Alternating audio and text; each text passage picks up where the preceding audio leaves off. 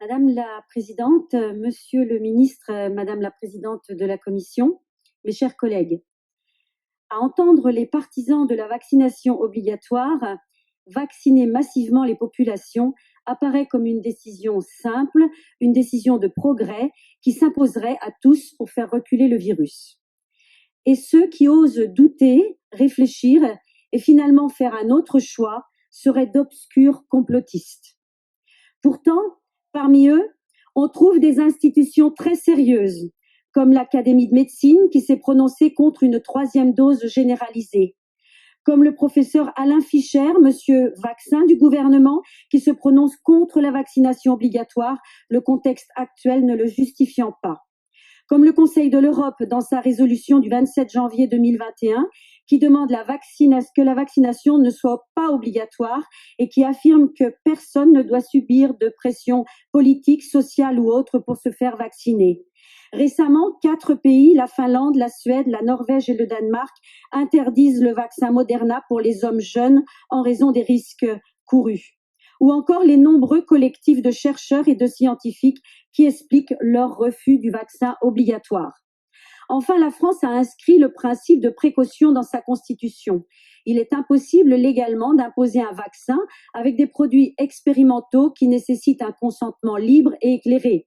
Je rappelle que les injections ARN messager sont toujours en phase 3 expérimentale et ce jusqu'en 2023. C'est une autorisation de mise sur le marché temporaire.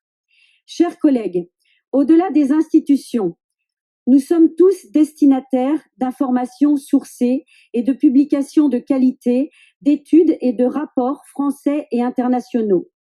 Dans les documents qui nous sont transmis, on nous alerte sur l'insuffisance des preuves concernant l'innocuité et l'efficacité des vaccins, sur la sécurité des injections, sur la transmission du virus ou encore sur les risques qui pèsent sur la vaccination des jeunes, des enfants, sur les sujets souffrant de pathologies graves ou sur les femmes enceintes. On nous alerte aussi sur les dégâts psychiques des injonctions sanitaires. Il n'y a donc pas de consensus scientifique autour de la vaccination obligatoire et de masse. Il y a des vues et des orientations divergentes de la part des professionnels de santé. Parmi elles, adapter la vaccination aux risques et renforcer le ciblage des populations fragiles. Réhabiliter l'immunité naturelle, dont des études récentes ont confirmé l'intensité, la globalité et la durabilité qui la rendent bien supérieure à celle des vaccins. Rendre aux médecins le droit de soigner à l'aide des traitements précoces reconnus. Ce sont eux qui connaissent le mieux l'état de santé de leurs patients. Mettre à disposition les données scientifiques et statistiques aux spécialistes de la pharmacovigilance, les universitaires, les virologues, les généticiens ou les immunologistes. Au vu de tous ces éléments, nous, parlementaires, chers collègues, quelle légitimité aurions-nous à rester sourds à d'autres arguments pour garantir la santé de nos citoyens? Comment pourrions-nous nous contenter d'une seule doctrine sur la situation? Quelle légitimité aurions-nous pour instaurer de manière autoritaire une vaccination obligatoire et une troisième dose alors que des médecins, des chercheurs, des soignants qui ont des compétences et l'expérience du virus doutent, au point de renoncer, pour certains d'ailleurs, à exercer leur métier et de renoncer à leurs revenus? Chers collègues, nous avons besoin d'un débat contradictoire, d'où pourront naître des lois équilibrées et respectées.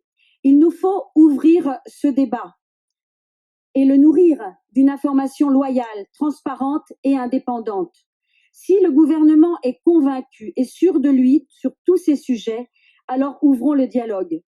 Nous ne sommes pas la chambre d'enregistrement du Conseil scientifique et aujourd'hui, il est de notre devoir, en tant qu'élus de la République représentant les Français, tous les Français, de restaurer le droit commun et les libertés publiques, car il y va de leur confiance.